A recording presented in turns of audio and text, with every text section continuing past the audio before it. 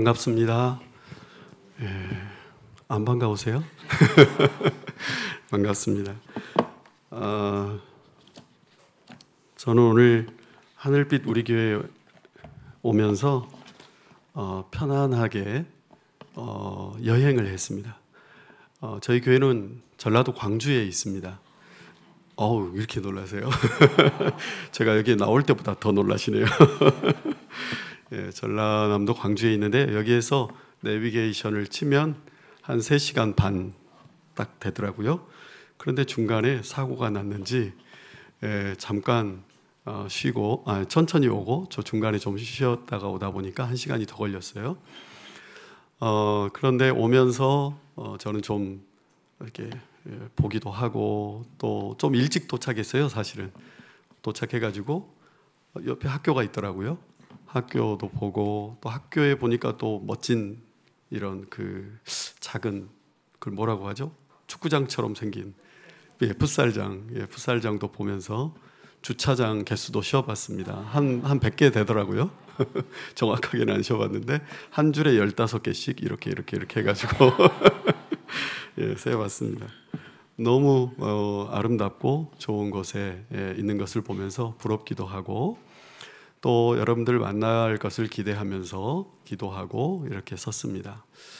하나님께서 오늘 밤에 우리 모두에게 큰 은혜와 감동을 주시기를 원합니다. 그리고 우리 마음 가운데 혹시 회개해야 할 것이 있다면 오늘 밤에 회개할 수 있기를 바랍니다. 또 우리 마음 가운데 우리의 심령 가운데 새롭게 되어지고 회복되어야 될 것이 있다면 여러분 하나님과의 관계에서 오늘 기도하면서 말씀을 보면서 내가 회복되고 또 부부 관계가 회복되고 또 부모님과 자녀의 관계가 회복되고 가족들이 정말 하나님께 감사할 수 있는 그런 성령 강림의 기도회가 되기를 원합니다. 아멘. 오늘은 나그네 섬김을 통해 주시는 축복 또 나그네를 통해 주시는 은혜라는 제목으로 잠깐 강의인 듯 강의 아닌 설교 같은 거라고 할까요? 뭐 이런 비슷한 걸 하려고 합니다. 나그네와 고아와 과부를 위해 남겨두라. 이것은 하나의 어떤 은유적인 표현인 줄 알았습니다. 그런데 성경을 자세히 읽어보면 이것은 그냥 하시는 말씀이 아니고 정말 나그네, 정말 고아, 진짜 과부를 위해서 하나님께서 우리에게 하시는 말씀이다라는 것을 알 수가 있습니다. 제가 어제 재미있는 이야기를 유튜브를 통해 들었습니다. 그 어릴 적에 많이 들었던 옛날에 어떤 과객이 나그네가 길을 가다가 산속에 있는 집에 이리 오너라 지나는 과객인데 하룻밤 묵어갈 수 있느냐 뭐 이런 그런 이야기예요. 저는 나그네 하면 그게 생각납니다. 그런 나그네, 어디를 길을 가다가 잠깐 쉬어가야 하는 나그네. 성경을 읽을 때도 그런 나그네를 우리는 생각합니다. 나이 드신, 저보다 더 나이 드신 분들은요. 그런데 성경에서 나오는 나그네는 쉽게 말하면 외국인들입니다. 지금 우리와 함께 내가 사는 이 동네, 이 나라, 이 사회에 살고 있으면서 이 나라의 국적을 가지지 않고 잠깐 와서 일을 하거나 공부를 하거나 아니면 다른 나라에서 결혼을 하러 왔거나 다양한 이유로 와 있는 원래 이곳 사람이 아닌 그 사람을 나그네라고 합니다. 제가 이걸 잊어버릴 뻔했네요. 이게 없으면 오늘 강의가 안 됩니다.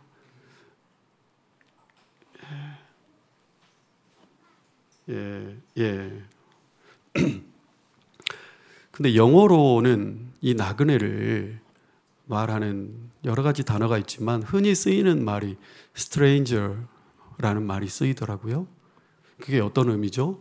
낯선 사람 아니면 좀 뭐랄까 익숙하지 않은 사람, 조심해야 할 사람의 의미가 좀 강하게 들어있는 것 같습니다. 저희 교회 사람들입니다. 저희 교회 다 외국인들이에요. 외국인처럼 보이지 않죠. 저희 교회에서는 저하고 제 아내만 외국인이고 나머지는 본인들끼리 다 같은 사람들이에요. 주로 러시아어를 쓰는 고려인 동포들이 많습니다. 그리고 우리나라에는 주로 외국인 노동자로 와 있는 분들입니다. 이분들도 외국인 분들입니다. 이분들은 몸이 좀 많이 아파서 치료를 받고 있는 분들인데요. 저희가 하는 사역 중에 몸에 아픈 분들을 위해서 봉사하는 사역이 있습니다.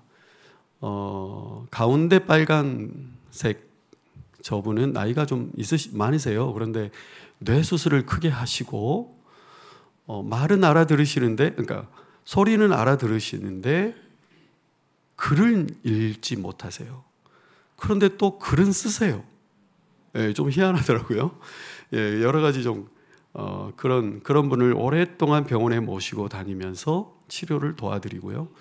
그리고 앞줄에 빨간 그 안경 쓰신 분은 저희 교회 신앙이 아주 좋으신 집사님이신데 재작년에 식도암 4기 판정을 받으시고 12월 3일부터 치료를 받으셨다가 2022년 12월 3일부터 치료를 받으셨다가 2023년 3월 5일까지 석 달 동안 여러 가지 수술만 말고 여러 가지 암 치료를 받으셨어요.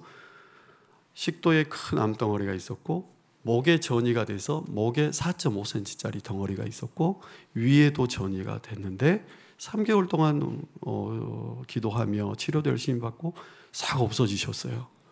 그런데 그 과정은 굉장히 힘들었죠. 기도하느라 힘들고 날마다 방사선 치료를 받으러 다니시고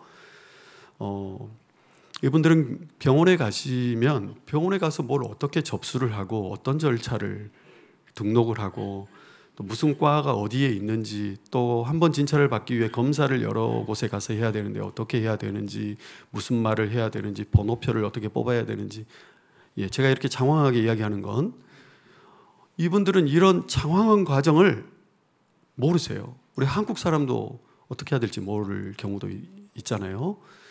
그래서 외국인 분들을 한번 도우려면 이것을 한번 병원에 가려면 그날 하루 스케줄이 다 없어져요. 그런데 3개월 동안 날마다 이렇게 이분을 모시고 다녀야 돼요.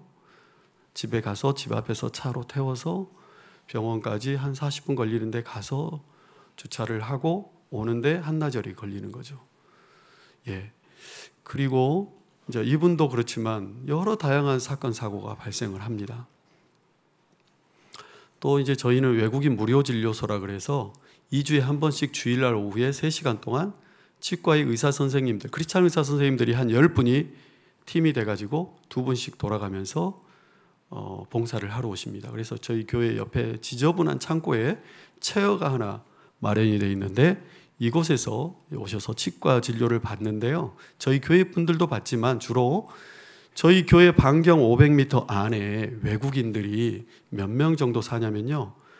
17,000명 정도. 반경 500m 안에. 놀라시네요. 17,000명 정도. 그리고 저희가 광주광역시 광산구라고 하는데 광산구 안에 물론 경기도에 비교하면 적어요. 광주의 전체 4만 명이 넘는 외국인이 사시는데요. 그중에 2만 6천 명이 광산구에 몰려 사시고 그중에 17,000명이 저희 교회 반경 500m 안에 몰려 사십니다.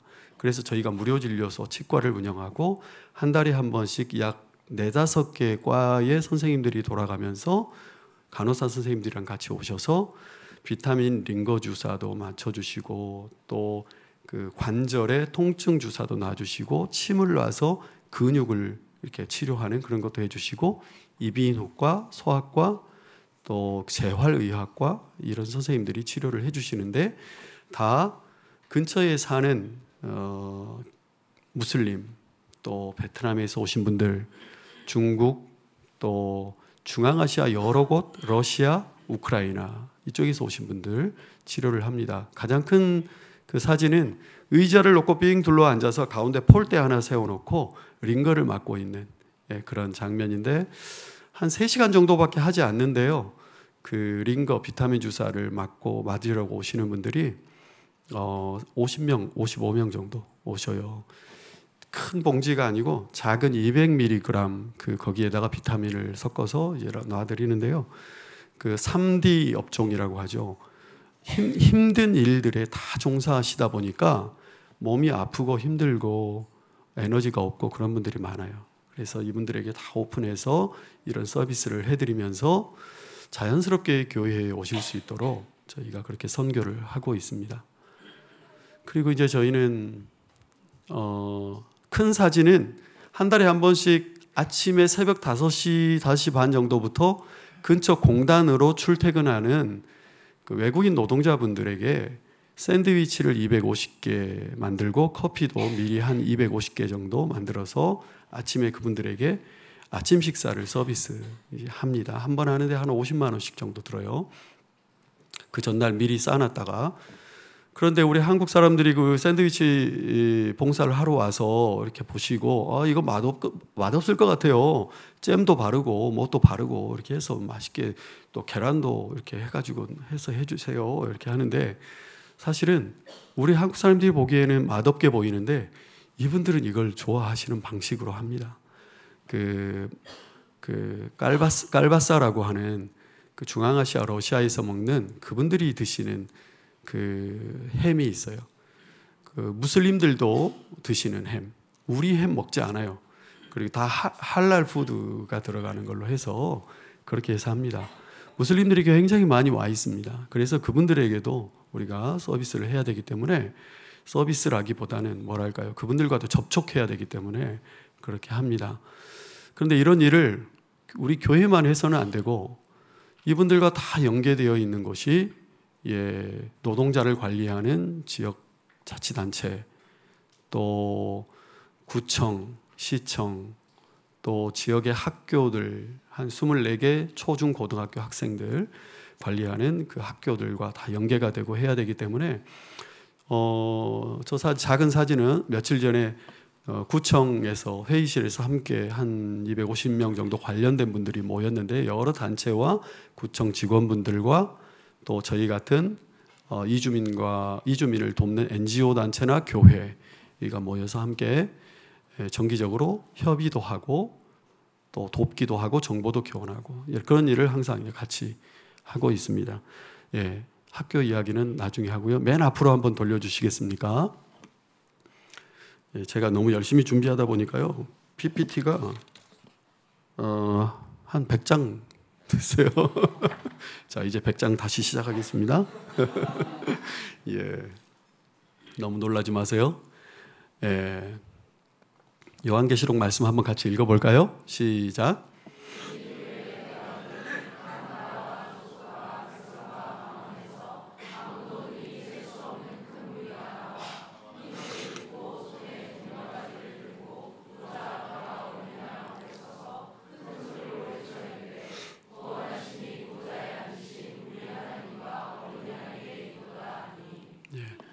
성경에는 과거에 있었던 일들도 기록되어 있지만 앞으로 미래에 일어날 일들도 우리에게 말씀하고 있습니다. 특별히 요한계시록 7장 9절 10절 말씀은 앞으로 일어날 미래의 일들을 이야기해 주는 것 중에 하나입니다. 특히 하나님께 예배하는 장면인데요. 각 나라와 족속과 백성과 방언에서 아무도 능히 셀 수 없는 큰 무리, 이 큰 무리는 다른 말로 하면 이 교회 중에서도 지금까지 과거, 현재, 미래의 모든 성도들이 함께 나와 라는 그런 의미입니다. 저 속에는 여러분도 들어가 계실까요? 안 계실까요? 들어가 있지 않으면 큰일인데요. 우리도 다 들어가 있습니다. 그런데 뿐만 아니라 한국 사람만이 아니고요. 모든 나라와 민족과 언어를 초월해서 하나님의 백성들은 다 저기에 들어가 있습니다. 그러므로 교회의 존재는 바로 하나님을 예배하고 찬양하는 존재이고 그것이 우리의 목적인데요. 우리는 우리 교회만이라고 그래서 생각하면 안 되고요. 지금은 물론 우리 교회만 모일 수밖에 없죠. 한계가 있으니까요. 지역적인 한계, 또 무슨 서로 아는 관계의 한계, 도시의 한계 이런 게 있잖아요. 또 언어의 한계 그런 게 있습니다. 그러나 마지막에는 그것을 다 초월해서 우리가 주님을 예배하게 되는데, 우리 교회는 그것을 염두에 두고 예배해야 하고, 그것을 염두에 두고 선교해야 하고, 염두에 두고 봉사해야 합니다. 존 파이퍼는 그래서 이렇게 말했습니다. 선교는 예배가 존재하지 않기 때문에 존재한다. 그런 말씀 들어보셨죠? 들어보시지 않으셨습니까? 예, 존 파이퍼가 그렇게 말했습니다. 선교는 예배가 존재하지 않기 때문에 존재한다. 다시 말해서 선교는 한시적인 것이죠. 예, 그렇다고 중요하지 않다는 말은 아니에요. 선교는 주님 오실 그날까지 선교가 이루어질 텐데, 그 목적은 바로 예배하지, 하나님께서 구원하시기로 예정하신 그런 영혼이 있는데, 그 영혼이 아직 하나님을 예배할 수 있는 그런 사람이 되지 못했기 때문에, 복음을 듣지 못했기 때문에, 그렇기 때문에 그 사람에게 복음을 전하기 위해, 함께 예배하게 하기 위해 선교가 존재하는 것입니다. 그러므로 교회의 궁극적인 목표는 선교가 아니고 예배입니다. 그러므로 교회가 무엇입니까? 교회는 하나님의 백성이 모인 예배 공동체입니다. 예배가 없는 곳에 선교하기 위해서 부르심 받고 보내심을 받은 공동체입니다. 누가복음 24장 46절, 48절을 한번 읽어볼까요? 자, 한번 읽겠습니다. 시작. 또 이르시되 이같이 그리스도가 고난을 받고 제3일 죽은 자 가운데서 살아날 것과 또 그의 이름으로 죄 사함을 받게 하는 회개가 예루살렘에서 시작하여 모든 족속에게 전파될 것이 기록되었으니 너희는 이 모든 일의 증인이라. 네, 이 말씀 속에는 세 가지 정도의 정보가 들어있는데요. 첫째는 예수 그리스도께서 고난받으시고 십자가에 죽으시고 3일 만에 부활하셨다라고 하는 복음의 내용이 들어있습니다. 그리고 두 번째는 예수의 이름으로 죄 사함을 받게 하는 회개가 복음을 통해 일어나게 될 것이다 라고 하는 말씀이 들어있고요. 세 번째는 너희는 이 모든 일의 증인이다. 다시 말해 우리에게 하는 말이죠. 우리는, 여러분들은 복음의 증인이다. 예배하는 모든 자는 복음의 증인이다 라고 하는 것을 가르쳐주고 있습니다. 성경은 처음부터 끝까지 하나님께서 메시아를 통해 인류를 구원하시고, 또 두 번째 그렇게 약속하신 그리스도께서 오셔서 그 구원의 약속을 이루셨다는 그 과정을 보여주고 있습니다. 그리고 세 번째는 완성하신 인류 구원의 약속이 모든 민족에게 전파되는 과정, 그리고 앞으로 또 전파될 것에 대해서 이야기하고 있습니다. 자, 이해하시죠? 처음에 뭐라고요? 약속하시고, 그리고 두 번째 그 약속이 이루어졌고, 세 번째 앞으로 그것이 또 전파될 것을 이야기하고 있다는 것입니다. 성경의 창세기에 보면 5가지의 저주가 나옵니다. 그 저주는 뱀을 저주하고 하와를 저주하고 또 땅과 이 땅의 모든 피조물들이 저주받는 모습이 그려져 있고, 가인이 저주받고 가나안이 저주받은 그 내용이 성경 속에 나와 있습니다. 성경에 보면 그 저주가 그대로 그냥 놔둬졌을 경우에 얼마나 이 땅이 비참했겠는가라는 것을 우리는 상상할 수 있고 절망 가운데 빠지지 않을 수가 없습니다. 그런데 또 성경에는 그것뿐만 아니라 아브라함을 통해서 5번의 축복, 복이 선언되는 장면도 우리는 발견할 수가 있습니다. 여호와께서 아브라함에게 이르시되 너는 너의 고향과 친척과 아버지의 집을 떠나 내가 너에게 보여줄 땅으로 가라고 말씀하셨습니다. 2절과 3절 한번 읽어보겠습니다. 시작. 내가 너로 큰 민족을 이루고 내 이름을 창대하게 하리니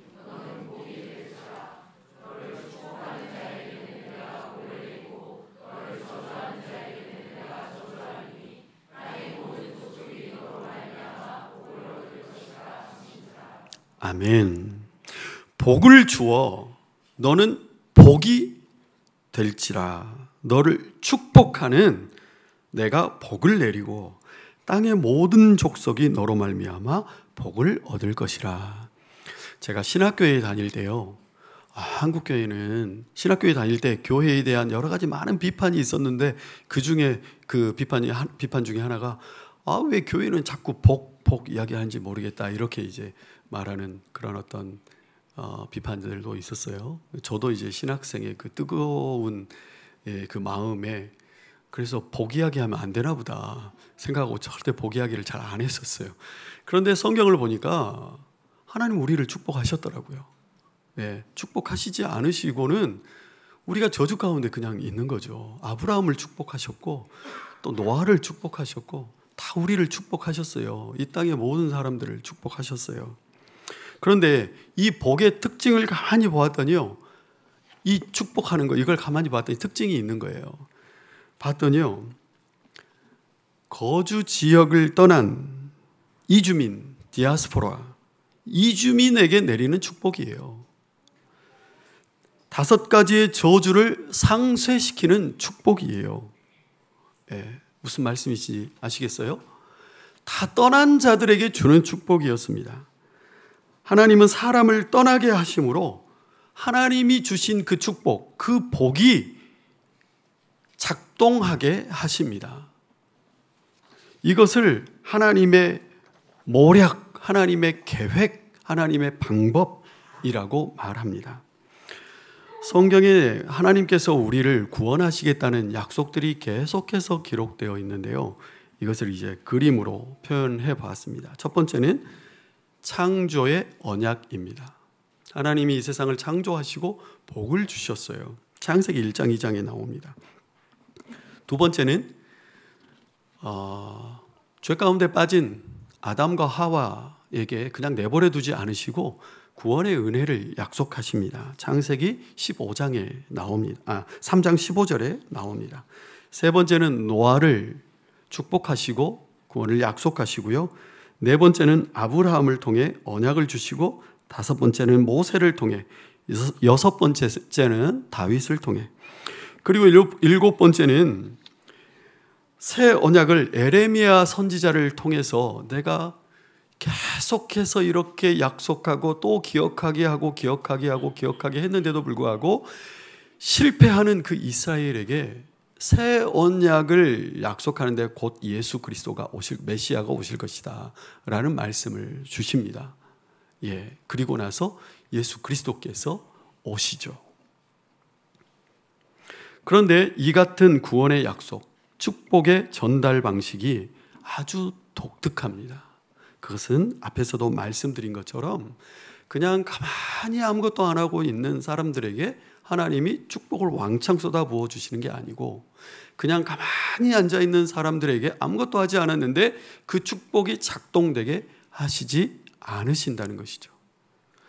그건 바로 움직이고 역동적으로 살아가는 사람들에게 하나님의 축복이 작동되게 하신다는 겁니다. 그래서 성경을 가만히 보면 성경에서 하나님의 축복이 왕성하게 폭발적으로 일어나는 것은 그 축복을 약속하고 축복을 살아내는 사람들, 특별히 이주의 과정 속에서 살아내는 사람들을 통해 그 축복이 역사하고 작동된다는 것을 우리는 알 수가 있습니다. 그림을 보시면 이게 무슨 그림인지 혹시 아시겠습니까? 애굽에서 가나안으로 이주 과정 속에 텐트 치고 살고 있는 이스라엘 백성들의 모습도 있고요. 또 롯의 이야기도 있고요. 또 야곱의 이야기도 있고 아브라함의 이야기도 있고 예수님의 이야기도 있습니다. 자, 자세히 보시기 전에 얼른 넘어가야 될 것 같아요. 성경을 창세기부터 요한계시록까지 한번 꼼꼼히 읽어보고 계신가요? 우리는 매해가 되면 1월 달에 올해는 성경을 일독해야지, 10독해야지 작정하시잖아요. 자, 여러분 성경을 일독하시면서 한번 이주민, 이주, 디아스포라라는 그 단어를 염두에 두시면서 창세기부터 요한계시록까지 한번 읽어보시면 좋겠습니다. 그렇다면 여러분의 눈에, 그렇게 하신다면 여러분의 마음과 눈에 특별한 어떤 장면들이 꽂히게 될 것입니다.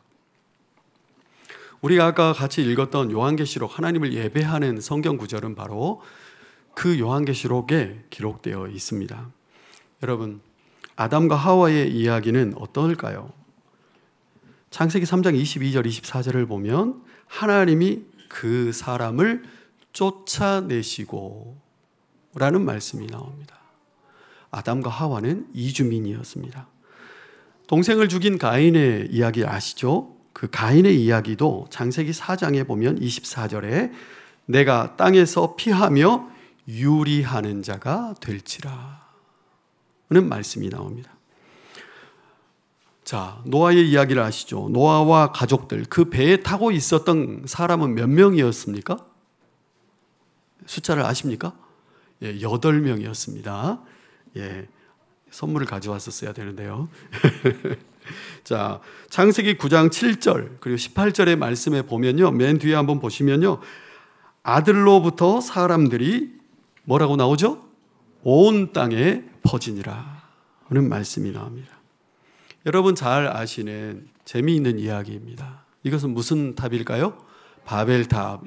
정말 이렇게 생겼는지는 저도 잘 모르죠. 여러분도 모르고 저도 모르고 아무도 모르지만 사람들이 바벨탑을 그리면 대부분 이렇게 그립니다. 이것은 근동 지역에, 유럽의 옆에 있는 그 근동, 그리고 중동 지역에 그 지구라트라고 하는 탑의 유적지들이 있는데요, 보통 이런 모양으로 되어 있다고 합니다.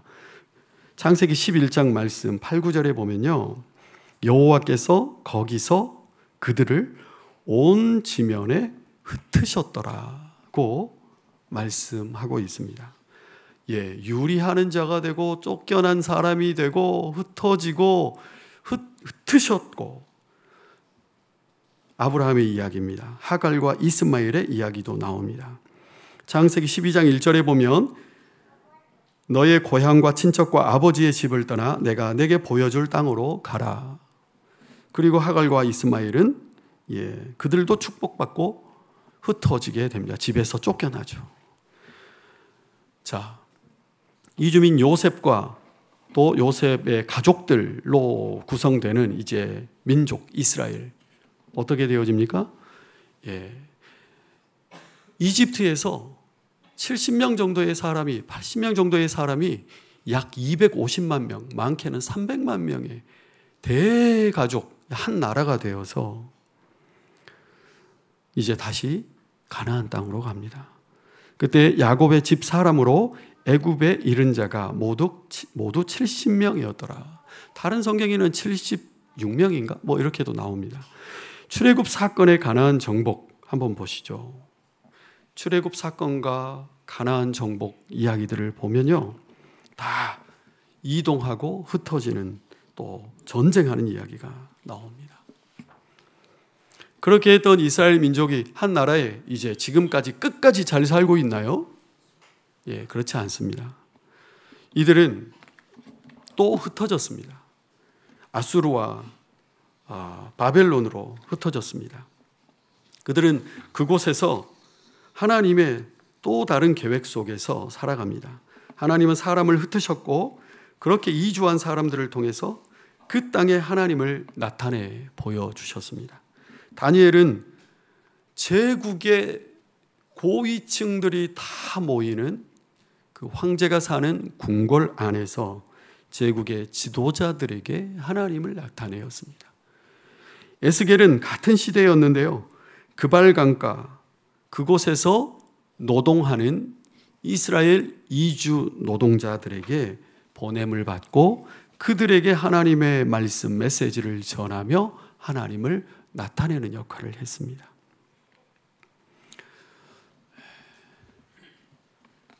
누굴까요? 밧세바, 라합, 룻, 다말. 한 명, 마리아만 들어오면 이 사람 5명은 마태복음 1장 예수님의 족보에 나오는 5명의 여인들입니다. 그 중에 밧세바, 라합, 룻, 다말만 제가 사진이 아니죠, 그림을 했는데요, 이 중에 2명은, 라합과 룻은 100% 이스라엘 사람이 아니고 이방 여인입니다. 그러므로 예수님은 혈통적으로 순수 이스라엘 사람이라고 할 수가 없어요. 그러므로 솔로몬은 그러므로 다윗은 이스라엘 순수 혈통을 가진 사람이라고 생각할 수 없습니다. 우리나라 우리 민족은 순수 혈통을 좋아하는 그런 게 좀 있잖아요. 예. 그러나 전혀 그럴 필요 없습니다. 초기 한국 선교사로 온 외국의 선교사님들이 우리 조선 땅 안에 살고 있는 우리들을 조사하면서 조선 사람들은 크게 5개의 종족이 함께 모여 사는 나라다라고 그렇게 보고서를 쓰기도 했어요. 예, 우리에게 잘 알려지지 않은 말이지만, 그래서 또 이렇게 조사를 하면요, 북방에서 오신 분들, 남방에서 이주한 분들이 섞여 있는 민족이다, 이렇게 말하기도 합니다. 예수님의 제자들은 다 이주하면서 복음을 전했습니다. 자세히 말하지는 않겠습니다. 그리고 이주하며 복음을 전하다 순교했습니다. 예수님은 하늘 보좌에서 이 땅에 오신 이주민입니다. 예수님의 육신의 부모인 요셉과 마리아도 이주민이었습니다. 예수님은 태어나자마자 정치적 난민이 되어서 도망 다녔습니다. 예수님은 이렇듯 이주민이었고 사역하시면서도 여기저기를 돌아다니면서 이주민의 사역, 노마드 사역을 했습니다. 여러분 바이킹 잘 아시죠? 예수님께서 제자들에게 복음의 바톤을 넘겨주시고 성령께서 오셔서 성령을 받은 예수님의 제자들이 복음을 전하고 그 제자의 제자들이 지금까지 조선까지 우리나라까지 복음을 전하는 과정에서 약 2000년의 시간이 흘렀는데요. 그 2000년 동안 복음이라고 하는 것은 혼자 스스로 움직이지 않았고요. 이주해 다니는 사람들을 통해, 이주해 다니는 선교사를 통해, 또 이주해 다니며 복음을 전하는 크리스찬들을 통해 복음이 전해졌습니다. 바이킹에게 노예로 잡혀간 사람들, 앵글로색슨족, 게르만 야만족에게 노예로 잡혔지만 그곳에서 종으로 살며 노예로 살며 어떤 사람은 부인으로 살며 아이를 키우며 그곳에서 복음을 전하고 성경을 가르치고 그 민족을 변화시켰습니다. 얀 후스의 모라비안 형제단, 진젠도르프의 헤른후트 형제단, 이런 사람들이 유럽 전체에 순수한 말씀 운동과 또 복음 운동, 선교 운동을 일으켰습니다. 청교도들이 신앙의 자유를 찾아서 신대륙으로 이주했고 그 신대륙에서 부흥운동이 일어나서 수많은 사람들이, 젊은이들이 중국으로, 인도로, 심지어 조선 땅으로도 일본으로도 복음을 전하러 왔습니다. 우리는 어떤가요? 선교사가 먼저 들어오기 전에 밖에 나가 있었던 상인이며 유학생이며 여러 사람들이 먼저 밖에서 복음을 듣고 크리스찬이 되어 그 복음을 가지고 또 성경을 번역해서 조선 땅으로 가지고 들어와서 나중에 이 조선 땅에 교회가 생기고 복음이 전파되었습니다. 이런 이주 현상은 근래에 우리나라에 이루어지는 일들이 아닙니다. 역사가 시작하면서 지금까지 계속해서 있었던 것이 바로 이주의 역사입니다. 그러므로 이주민 선교는 너무너무 중요하고 복음에 있어서, 교회에 있어서 이주민에 대한 사역과 이런 관점은 항상 가지고 있어야 합니다. 현재 국내에 체류하는 이주민이 몇 명일까요? 259만 4,936명. 지난 3월 달 말까지 잡힌 통계입니다. 그런데 작년 12월까지만 해도 249만 명이었어요. 그런데 석 달 만에 10만 명이 늘어났어요. 제가 법무부에 어떤 분을 만났는데 2030년까지, 지금이 2024년이죠. 2030년까지 500만 명의 외국인이 우리나라에 들어와야 합니다. 라고, 그래서 법무부에서는 그렇게 준비하고 있다고 말씀하시더라고요. 왜 그럴까요? 우리나라 산업, 우리나라 경제가 우리나라 사람들만으로는 이제 이게 작동되지 않기 때문에 외국인 노동자, 또 외국인 유학생, 또 외국에서 결혼하러 오는 사람, 또 외국인 노동자, 외국인 유학생, 외국인 노동자 중에서도 여러 가지 일을 하는 분들이 나눠져 있죠. 굉장히 공부를 많이 하고 고급 기술을 가진 분도 필요하고요. 그리고 어렵고 힘든 일을 하는 분들도 필요하기 때문에 다 합쳐서 500만 명이 필요하다는 겁니다. 그래서 한국 사회는 급속도로 다인종, 다민족, 다종교, 다문화 사회로 변화하고 있습니다. 예. 제가 어디 가면 빨리빨리 하는데 오늘은 빨리빨리 잘 안 되네요. 여러분과 오래 있고 싶은가 봐요. 예. 외국인 노동자, 외국인 유학생, 난민, 미등록, 불법 체류자라고 하죠. 이런 분들, 또 결혼해서 오신 분들, 또 북한에서 오신 분들도 이주민에 들어가기도 합니다. 그런데 이것을 또 다른 측면에서 보면 그분들은 대부분 불교, 힌두교, 이슬람, 천주교, 또 공산주의자, 또 공산주의에 관련된 분들, 그리고 종교가 없거나 기타 우리가 알지 못했던 다른 희한한 종교를 가진 분들, 그리고 또 우리가 잘 알고 있는 14십창 지역에 있는 국가에서 오신 분들, 이런 분들이 현재 대부분 250만 명 속에 들어있거나 앞으로 500만 명이 이런 분들로 구성될 것이 거의 확실합니다.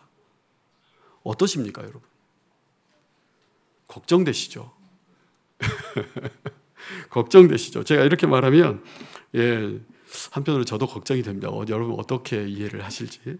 그런데요, 한국 교회는 이것이 도전이면서 이것이 하나의 기회입니다.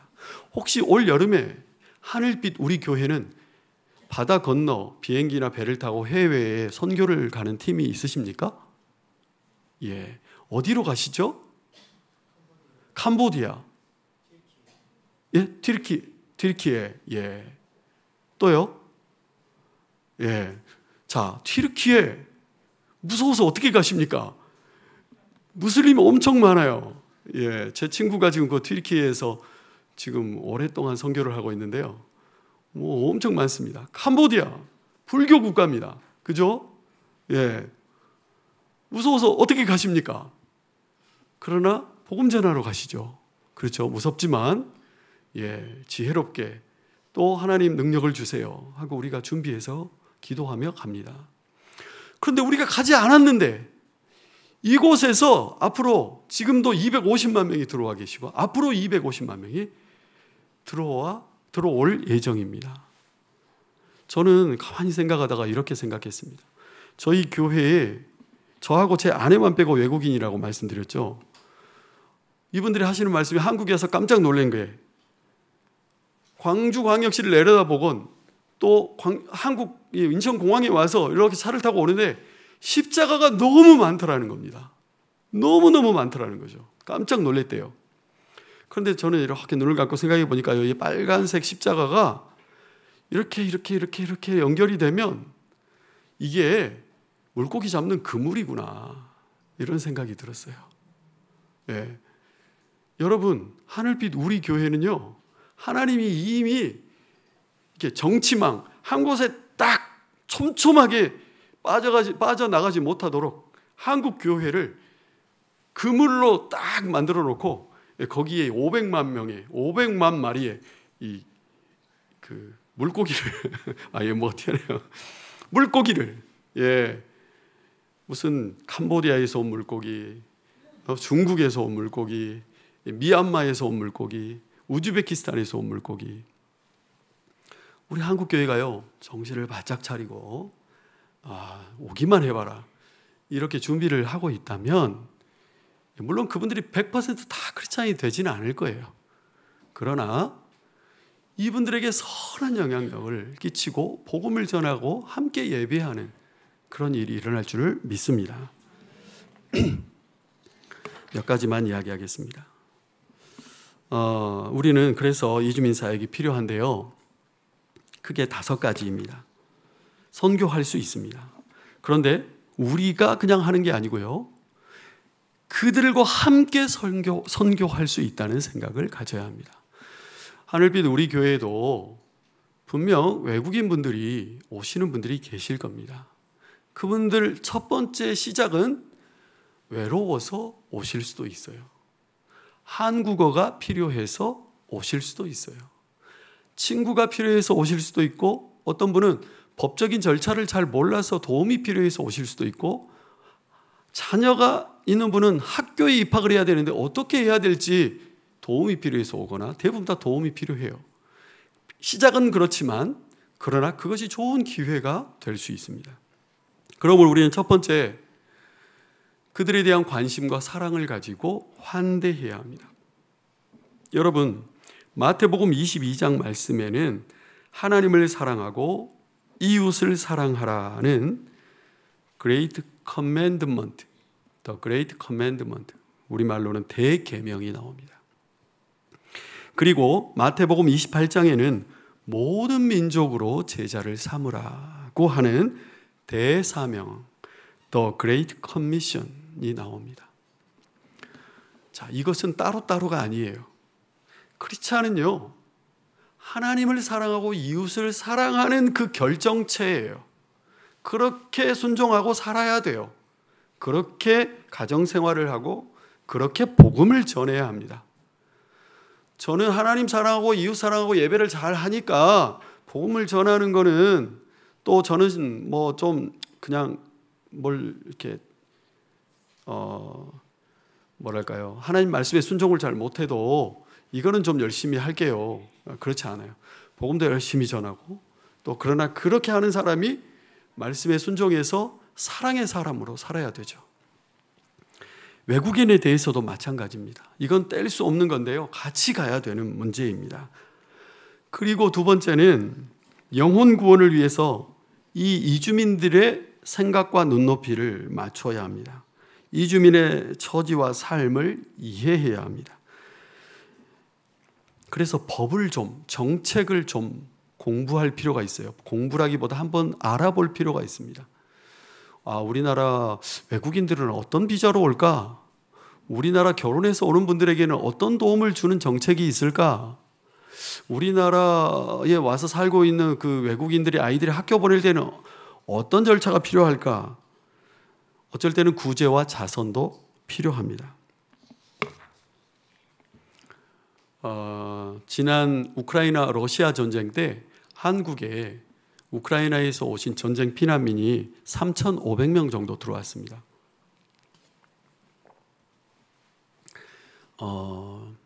그 중에 1,000명 정도, 1,050명 정도가 광주 지역으로 왔습니다. 전라도 광주로요. 저희 교회도 그렇고 또 함께 이렇게 돕는 분들이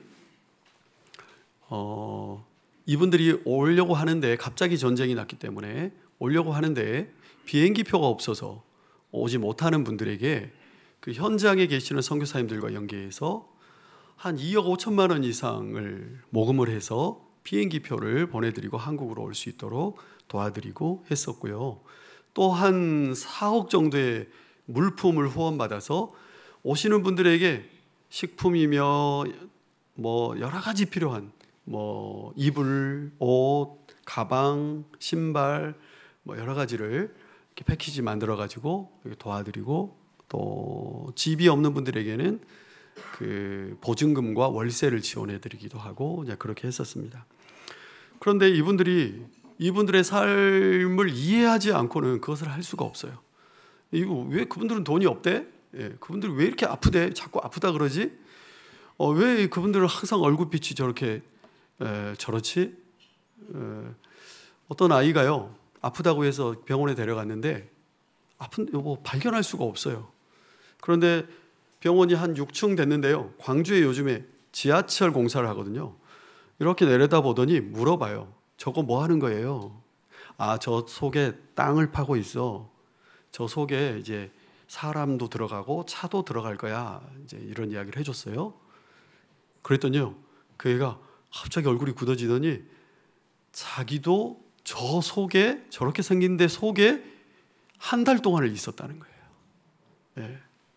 그래서 무슨 말이지 하고 봤더니, 이게 막 폭탄이 떨어지고 할 때 사이렌이 울리면 그 속에 들어가야 되잖아요. 그렇게 무슨 소리가 나고 터지는 소리가 나고 또 사람들이 그 속에서는 어두우니까 다 우울해 있고 하는 데서 한 달 동안 있었던 거예요.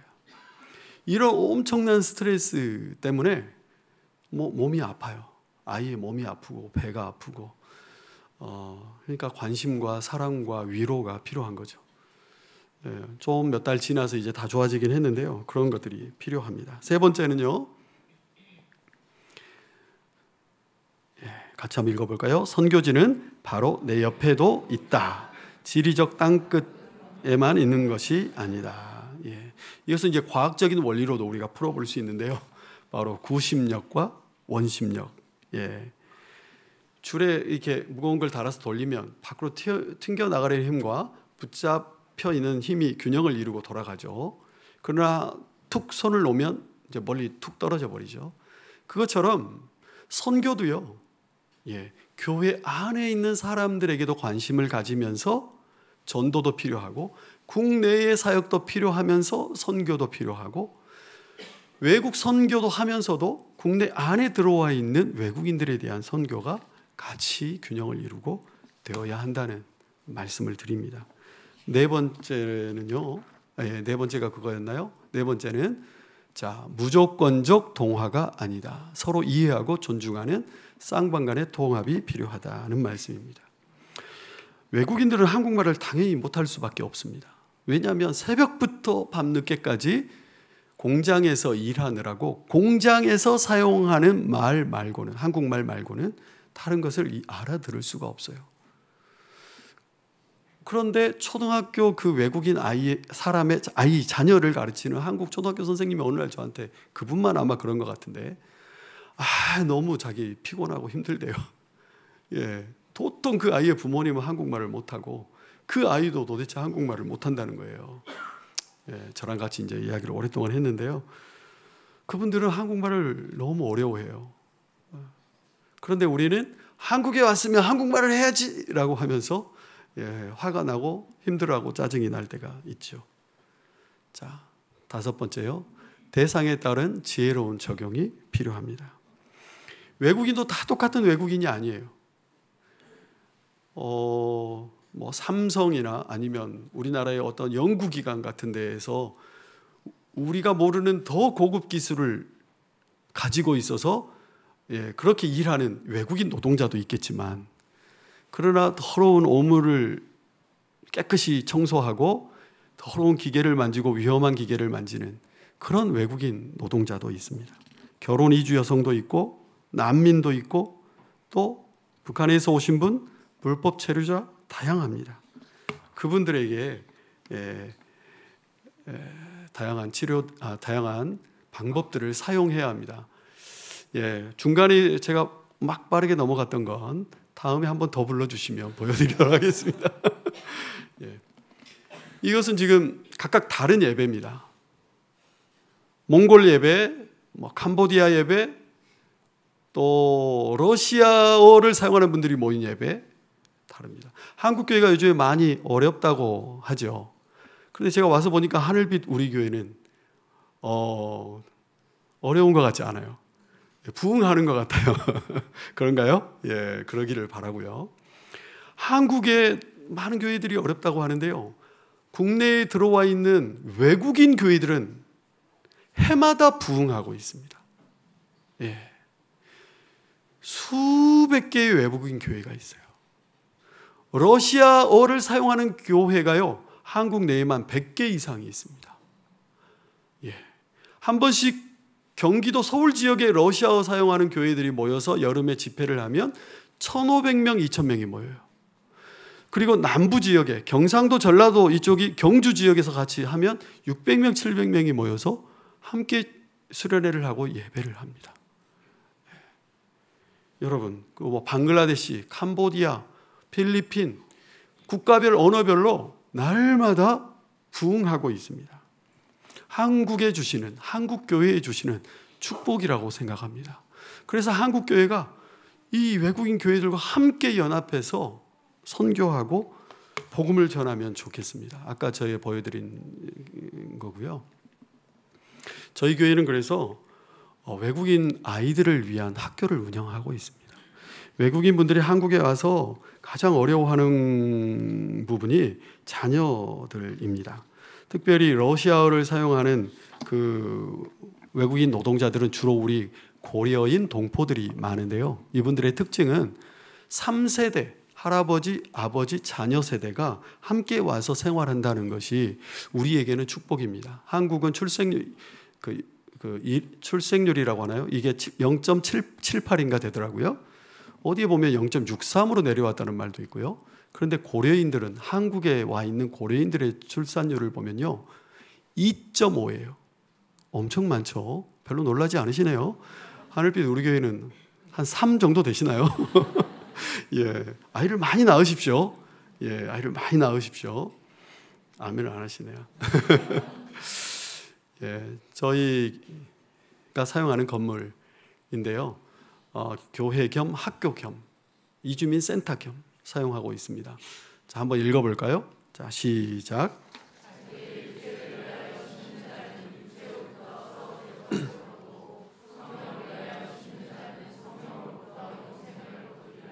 예, 저희는 한국에 와 있는 이주민들에게 복음을 전하는 것, 그리고 그의 자녀들의 한국 사회 적응에 엄청난 힘든 문제들을 가지고 있는데요.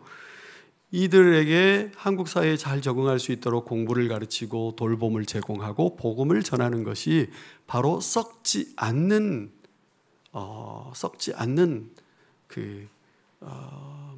씨앗을 심는 그런 행위라고 저희는 믿고 사역하고 있습니다. 현재 저희 교회 인근에 유치원, 초, 중, 고등학교 학생들의 숫자가 4,080명입니다.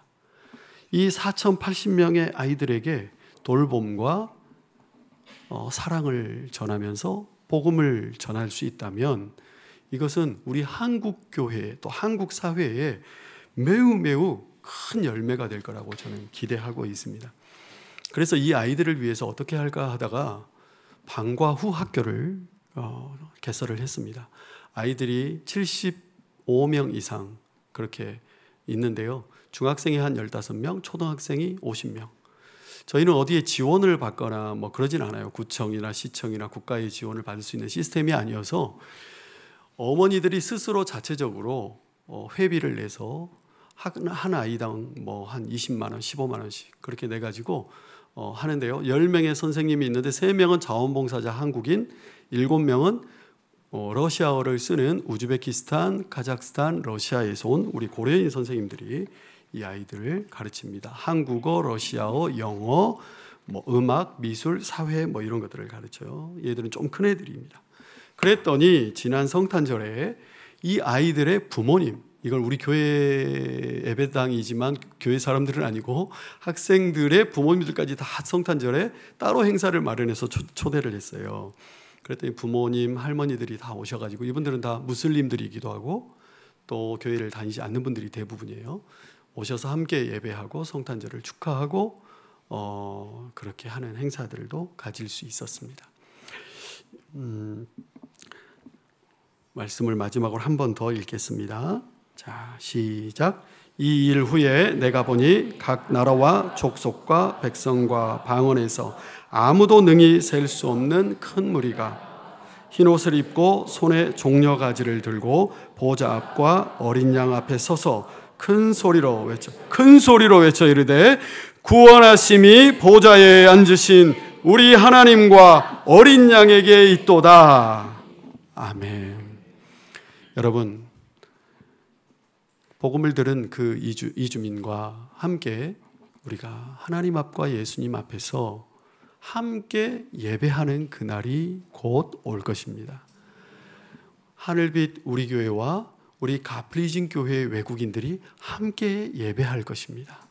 우리가 그날을 기대하고 기다리면서 그렇게 국내에 들어와 있는 이주민들을 위해서 기도해 주시고, 또 하늘빛 우리 교회 이주민 사역을 하는 부서가 있다고 제가 들었습니다. 예, 그분들을 위해서 여러분 헌신해 주시고 그렇게 해주시면 좋겠어요. 그냥 있지 하고 눈인사만 하지 마시고요. 부탁을 드립니다. 혹시 이번 주일에 혹시 그런 오신 외국인을 만나면 여러분 한번 먼저 다가가 봐 주세요. 이쪽 근처 공장에서 일하는 분일 수도 있고 아니면 어디 삼성전자 연구원에 계신 분일 수도 있고 어떤 외국인이든지 먼저 다 우리 교회 성도니까요. 다가가셔서 안녕하세요. 제가 그동안 인사 못했는데요. 한국말로 그냥 하세요. 저는 누굽니다. 반갑습니다. 어디서 오셨어요? 괜찮으세요? 하고 물어봐 주십시오. 저는 저희 교회에서요. 다 외국인이어서 제가 외국어를 잘할 것 같죠. 주일날 아침부터 저녁까지 저는 단 한마디도 외국어로 말하지 않습니다. 그냥 한국말로 해요. 저분이 한국말을 못하는 분인 줄 알면서도 그냥 한국말로 해요. 물론 옆에서 딱 보다가 와서 통역을 도와주는 분도 계시긴 하지만 그냥 반가워서 하는 말을 그분들도 알아요. 그래서 혹시 어려움이 있으면 그때는 통역이 필요하지만 그러지 않고는 그냥 한국말로 해도 됩니다. 여러분 관심을 가져주시고 인사해 주시고 물어봐 주시고 혹시 괜찮으시면 집으로 한번 초대도 해 주시고 아니면 교회에서 만나서 같이 커피도 한잔 해 주시고 그렇게 하신다면 외국인 분들이 더 마음을 열고 복음을 받아들일 거라고 생각합니다. 이 시간에 같이 한번 기도하겠습니다.